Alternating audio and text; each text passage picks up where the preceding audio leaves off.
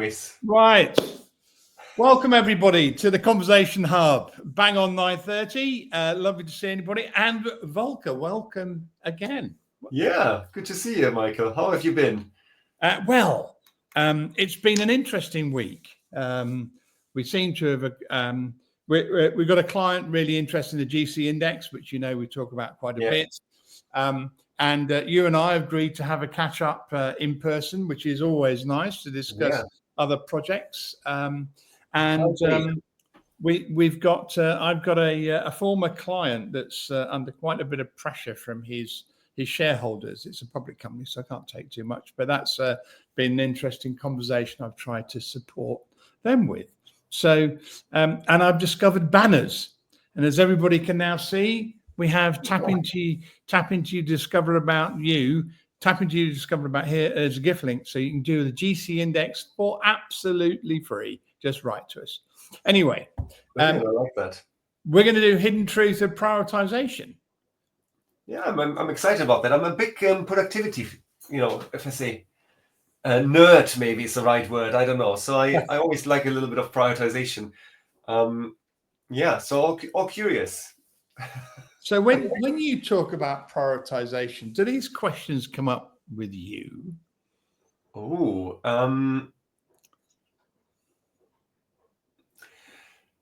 not actually. I've never heard the first one, to be honest, as a question. And I never question it myself, but I like that question, right?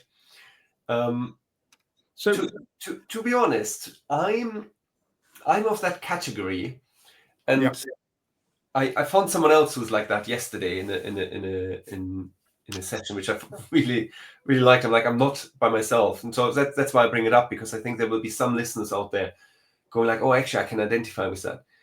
I'm terrible with prioritization because I just like to get everything done. I'm like one of these getting shit done people, right? I just like to get, I get a task, I do it.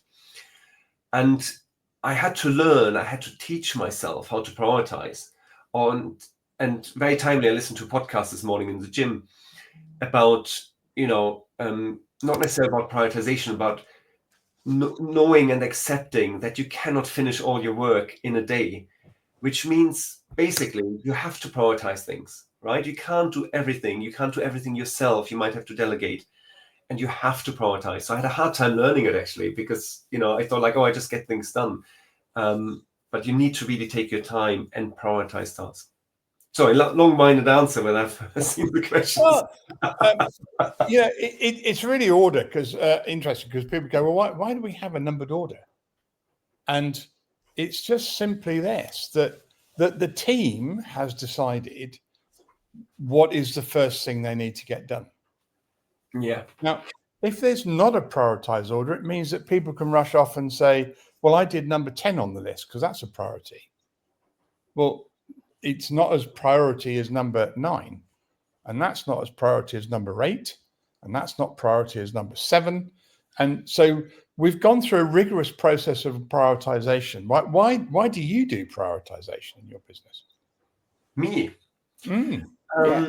As I say, I think I get to a point.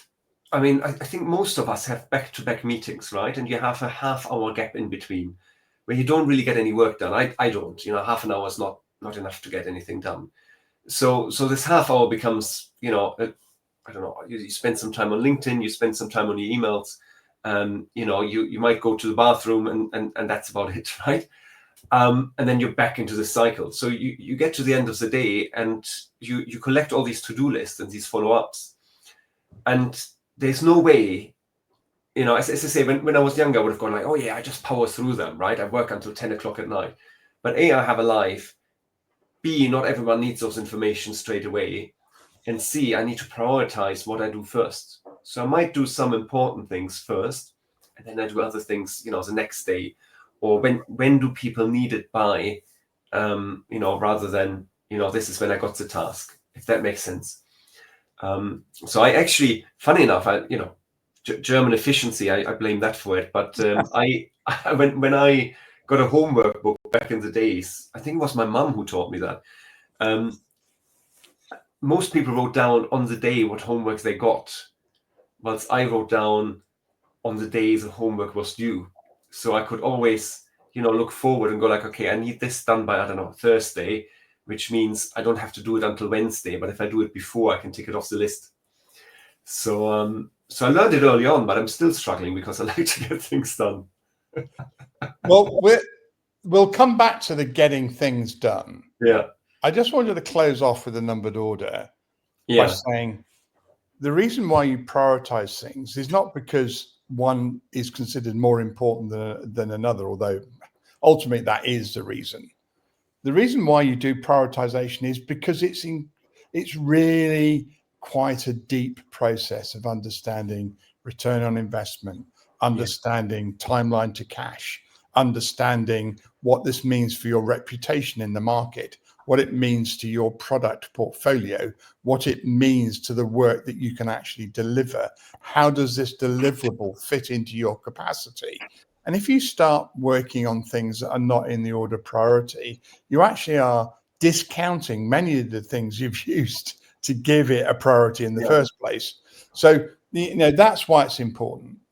And I'm often then faced with someone saying, well, that's fine, but surely everybody knows what the priority is. And you look at people and you go, well, and I've done this at the most senior level in business. In fact, we often do this as part of a workshop synthesis exercise that we do with senior teams, exec teams. And we say, the simple question, what's your business priority for the next 6 months, 12 months? We might even ask 3 months. And what's the answer do you think we get? You get different answers from different C-levels because no one agrees on it. So the second question I would have heard before, right? Yeah. Of managers, leaders who go like, yeah, everyone knows what's important. They work it through, but no, they don't. And you need to tell them, and that's not micromanaging. This is just leading, because otherwise people are all over the place. And as you say, they start with number 10 because it's on the list, because it's easy to be ticked off, right? Or it's their priority. Yeah, or it's their priority, exactly. Yeah. So when you say everybody knows the priority, the answer is no, everybody doesn't. Because when I've done this work, even on, and the higher up in the organization you go, and I believe this not from a hierarchical perspective, but clearly you are talking about OKRs at the most senior level of a business in general. And you're talking about KPIs as you go through the organization that sum up to make an OKR. And the really interesting thing is that there isn't a well understood priority within even the most senior level. And so when people say to me, everybody knows what the priority is, surely the answer is no, they don't. And one of the greatest things that you just alluded to that we do with clients is to sit down and produce that commonality of priority and the commonality of communication. And we talk about communication, but we talk in other places. And if you want to know more about that, then please come back to us, write to us, and we can work with you on that. But communication is not broadcasting. Communication is a two-way conversation. That means this is what I am explaining, this is what we are discussing, and I'm listening to you and hearing how you articulate back to me what I think we've just agreed. So, that's why everyone knows what the priority is, surely is such a good example of if you don't prioritize, and if you think everybody knows, they don't. And it goes back to the point you were just mentioning about prioritization. How about this cheat question? Have you ever heard someone do that to you? That's great.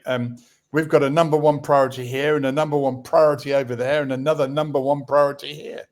I've heard it before, but the standard answer, I'm sure you're going to allude to that in a minute, right? Is there can only be one priority. You can't. Yeah, I remember again another public company, well known, massive in the gaming sports betting arena that I worked for as an interim director.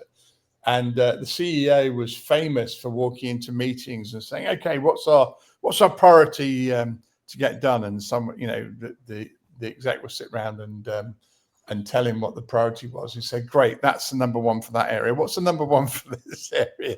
And of course, therefore it meant that there wasn't a number one priority in the business. And it took a lot of persuading to move him from that approach. Yeah. Yeah, people think they can have more than one priority, but and I think we use it in a business context. We say, oh, these are our top 3 priorities for the year. And, it's acceptable. But if you really start thinking about it, a priority is a priority. There's no second or third priority. There's either priority or it's not. It's as simple as that. But we use it. And in language, we use it differently. And I think it's a massive area for people to start to think about and you asked about the anti-list, and we'll come on to that. Yeah, curious. Yeah. But there's almost a reverse question. And that is, when you're talking about capacity in an organization, which is often very difficult to predict, often the capacity to do the work is misunderstood or is just not understood. And that's not a fault of anybody. It's just often novelty, not having done it often or at all before. And so the question I always like to ask when people say we have a priority order, we've really struggled with it, but we think this is the right priority, is saying, okay, you prioritize 5 things here for this 25-26 financial year. Which one? Right. You can't do any of them except for one. Which one is it? And why? Yeah. And asking, we often talk about the why question, and ask why 5 times. And I think prioritization is a great way of asking the 5 why question. Why is that number one? All right, okay, I heard what you said. Why is that the most important thing to achieve? Okay, why, if you achieve that, is it most important for the business? And it's, and I'm going to make another statement. Prioritization isn't just this half-an-hour conversation. And I would encourage people, come and talk to us. We're easy to talk to. We're not difficult to talk to. But you need to have a really good understanding of what prioritization means. And it can be very complex and deep, and we make it much more straightforward, and we make the process simple, although it's not a simple activity. So that's what we like to do. I was going to move on to some other questions, but wondered whether you had some additional thoughts to add in at this stage. No, what I'm going to say is on the next slide, as I know, when it comes to prioritization, the easiest tool is the good old Eisenhower matrix, right? And I don't know how often I talked about it over the years. It's just so effing simple, right? But it's still not utilized enough, right? Because I think, and again, I sometimes feel like that. And it's usually my wife who tells me that, right? And it's quite funny. When you get these brain cloud, because you have so many things to do, and you have, I personally have these billions of post-it notes on my desk, maybe not billions, and you go like, oh, what's next, right? What do I need to do next? What do I need to do first? And my wife always says, just write it all down, and then And I tell the same my clients, right? When it comes to that, and we all get to these stages every now and then to realize, okay, it's just too much input because we're bombarded with stuff day by day, and that's where the Eisenhower matrix is such a simple tool to do, right? The 4 quadrants. What do you have to do now? What can you delegate? What do you delete? And it's the 4th quadrant. Slipped my mind now, but it's essentially it's so simple to say, okay, I do it now, I do it later. I think that's the one, isn't it? And then you just go through your post-it notes, or you go through your notepad or whatever it is, and you write it all down. It's out of your head, which is a great thing that David Allen told us, right, from Getting Things Done, GTD. Write it out of your head, free up your random access memory, essentially, right? If you think of a computer, and then you have a list, and he did some great work around lists as well, right? There's a someday maybe list. You want to learn how to play golf, it's on the someday maybe list. Just put it there, leave it there, don't worry about it until it comes up again. get it out of your head. Don't constantly think about wanting to learn how to play golf. So yeah, having different lists for different things. I'm a big to-do list fan, so I'm curious on your thoughts of a non-to-do list. So let's With a let's talk about non-to-do that. list, yeah, I think it's a bit like anti-pattern in Agile, and I first came across non-to-do lists some years ago. But it's so a good one that gets Yeah. the non-to-do list is you must answer every email. Yeah. No, you shouldn't. Yeah. If you're CC'd on an email, it's either political or it's purely done FYI, or it's done so someone can say, but we told you about it. And one of the things that I try and get people, in fact, I was having this conversation literally yesterday with a client. I said, Yeah. stop looking at your email list and let people know you only respond to emails where you're on the to list Yeah. first. The other thing is, don't expect, email is an instant gratification tool for people who want to tell you about tasks. I'm being a little bit flippant. The process, he went on holiday for 10 days and he came back to whatever it was, 300 emails or something. And I just said, why not just reply to everybody and just go, I received emails while I've been away. I've not been working. If this is still urgent for you or important that you want urgently, using the Eisenhower matrix language, if it's still urgent or it's still important or it's both, can you write back to me and tell me where we are and update me? Yeah. I mean, I've seen out of offices that say, I'm away for the next 2 weeks. Any email that is sent between now and, I don't know, 2 weeks, will be deleted up on my return. If it's urgent, resend it after the whatever. And I like that approach. It's very bold, right? Very, very bold. But to be honest, when you come back from holidays, there's 300 emails. You have better things to do. And if I say in this day and age, if your email is important, you just get this out of office. You reschedule your email to land on that person's desk the Monday or Tuesday after they're back, right? It's not a problem, which means you get it off your to-do list and you get it onto their to-do list at their time. So I like that approach. I've never done it myself, but that's very interesting. You talked about the Eisenhower matrix. How do you use that? How do I use it? Yes. When do you use it with clients, or when do you use it yourself? As I mentioned, I think when I have lots of to-dos that are on my list, right? And you can do it physically, or you can do it in your head, and you go like, actually, so what you said earlier, right? We both running our own business, right? So we need to look at ROI, and I sometimes wonder at the end of the day, I'm like, I was in all these meetings, which ones are important, which ones are urgent, which ones could have delegated, or what task did I do today that I could have delegated.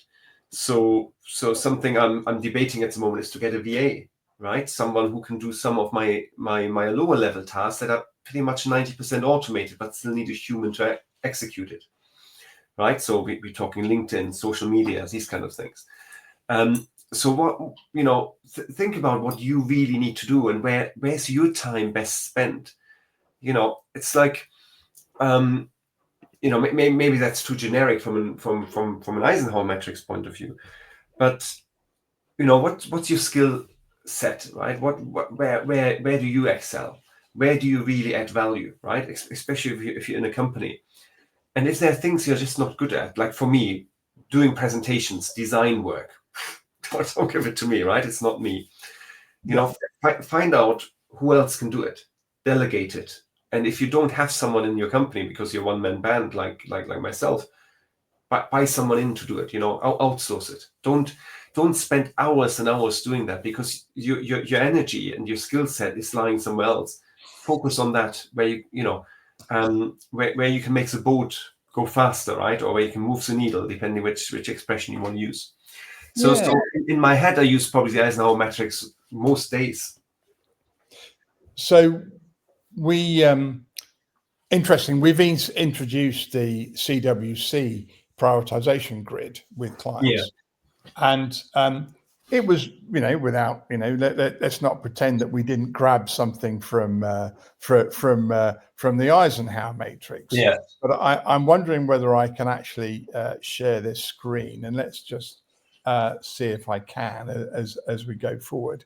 But what it did was it said, let's just see. Hopefully can you see that now? I can't. Okay. All right. Okay. It's obviously not going to work. So please write to me if us if you want to see more on that. But what it does is it, rather than talks about urgent and important, it talks about impact and effort, which is very similar but not the same.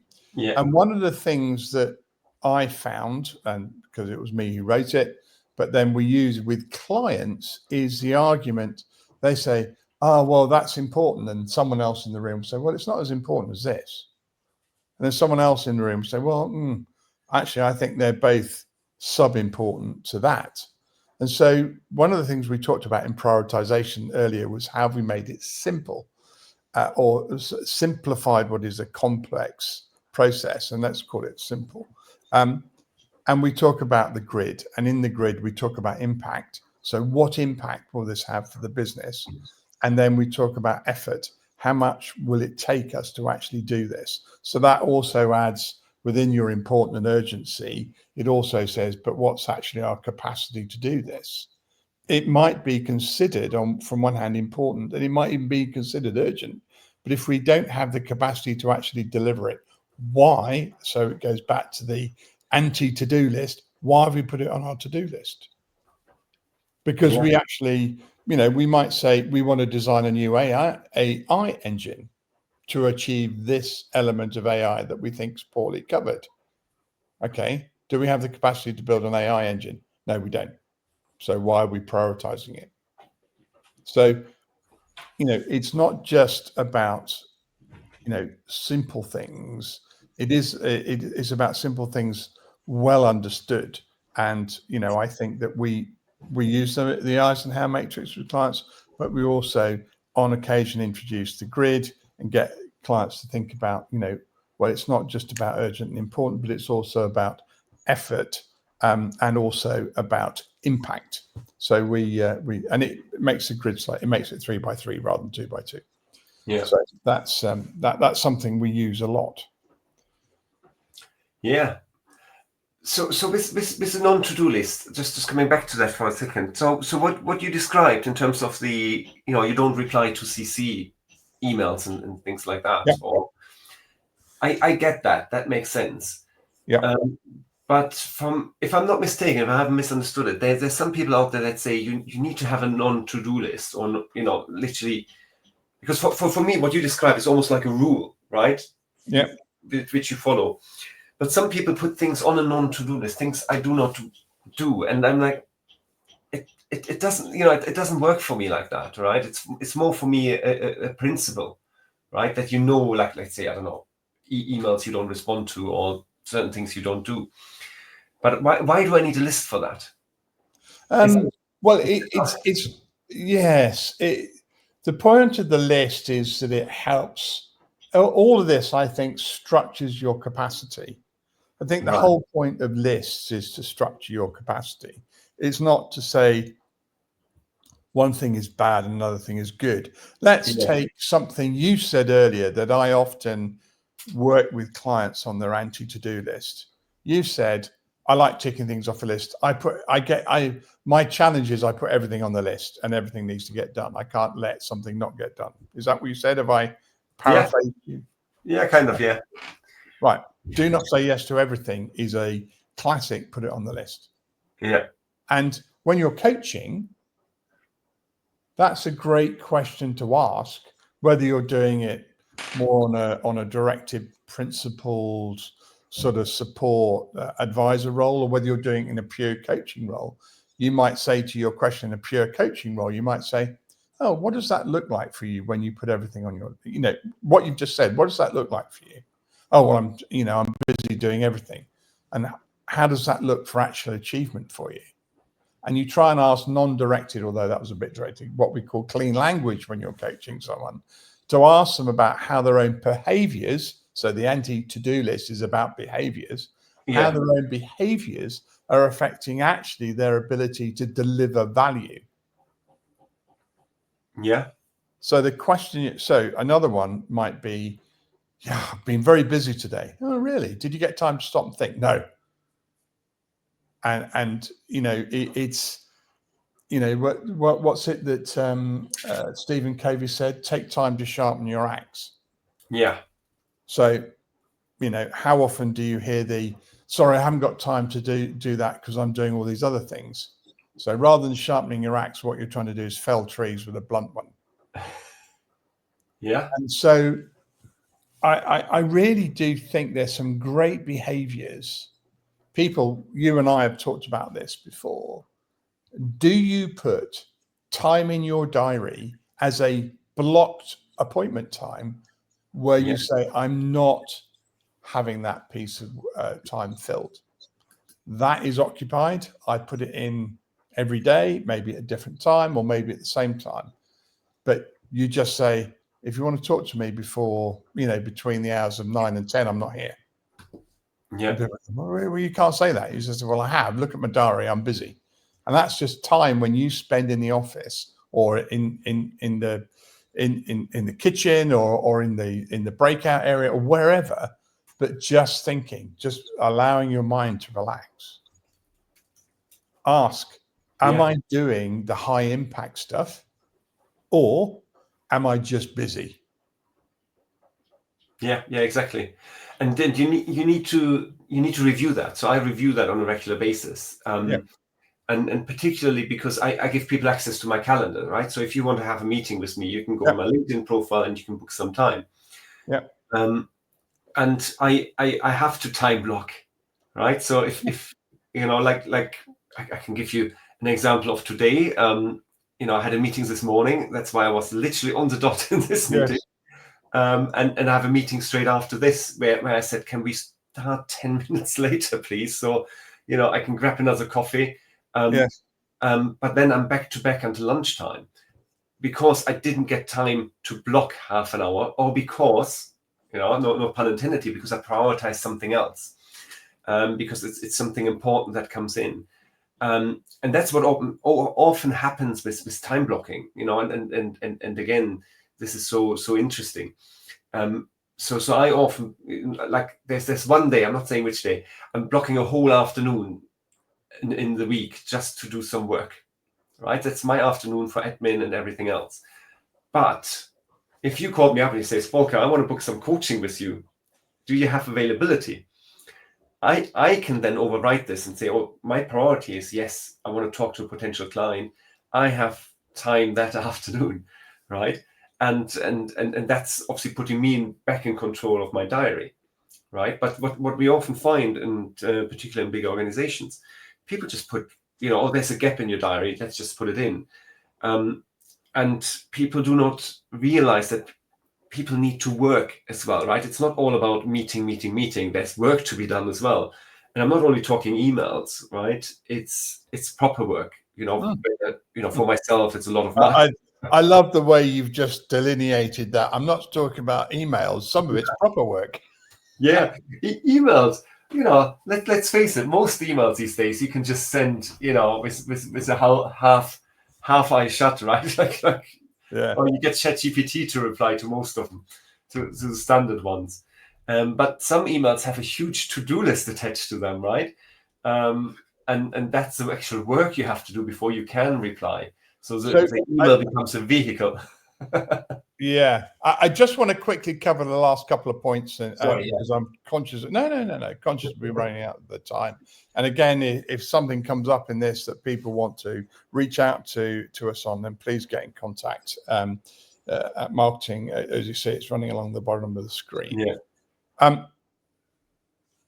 What about, you know, a similar sort of thing? So it's very quick to explain. How does it take care of emergencies? Well, you organize your diary, so you block out time, and as you've just alluded to, there are things you can do to change that.